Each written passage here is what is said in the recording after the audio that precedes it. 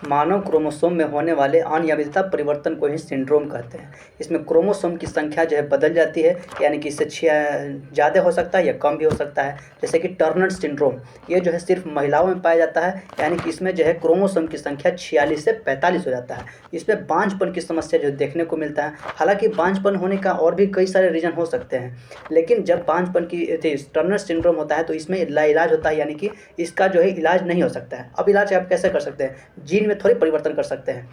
इसी तरह से क्लिफेंट्रल सिंड्रोम होता है, जो सिर्फ और सिर्फ पुरुष में होता है। याद रखेंगे, टर्नर सिंड्रोम जो होता है सिर्फ महिलाओं में होता है, और क्लिफेंट्रल सिंड्रोम जो होता है वो सिर्फ पुरुष में होता है। इसमें नपुंसकता हो जाती है, और इसमें भी जो है क्रोमोसोम की संख्या जो है बदल जाती है, यानी कि 46 से 47 हो जाएगा। इसी तरह से डाउन सिंड्रोम होता है और एक पटाउ सिंड्रोम होता है। ये दोनों जो है मेल और फीमेल दोनों में पाया जाता है। यानी कि अगर पटाउ सिंड्रोम की बात करें या डाउन सिंड्रोम की बात करें तो दोनों में जो है मेल और फीमेल दोनों में होता है, जिससे दोनों प्रभावित होते हैं। इसमें जो है क्रोमोसोम की संख्या जो है 46 से 47 हो जाएगा।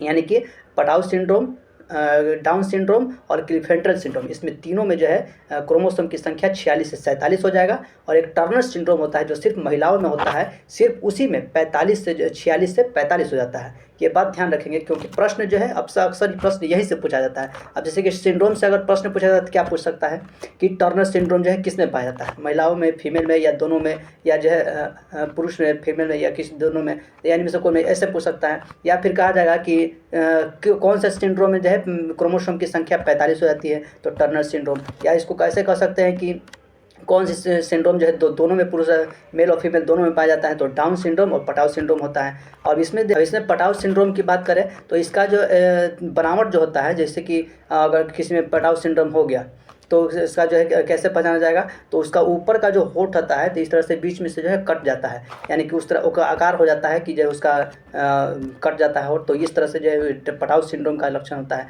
इसी तरह से अगर डाउन सिंड्रोम में देखेंगे तो इसमें भी जो है क्रोमोसोम की संख्या 47 हो जाती है।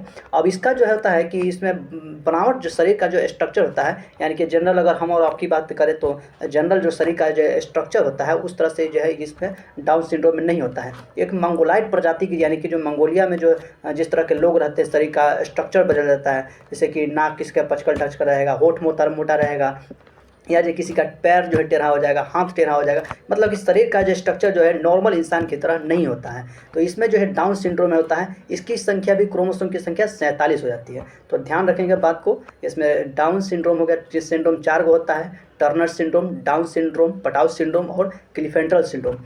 क्लिफेंट्रल, डाउन्स और पटाउ तीनों जो है इसमें मेल, और तीनों जो है जिसमें 47 क्रोमोसोम होता है। टर्नर सिंड्रोम जिसमें 45 को होता है। क्लिफेंट्रल सिंड्रोम सिर्फ और सिर्फ पुरुष में होता है। टर्नर सिंड्रोम सिर्फ महिला में होता है। और पटाउ और डाउन्स दोनों जो है पुरुष और फीमेल दोनों में जो है इसमें पाया जाता है।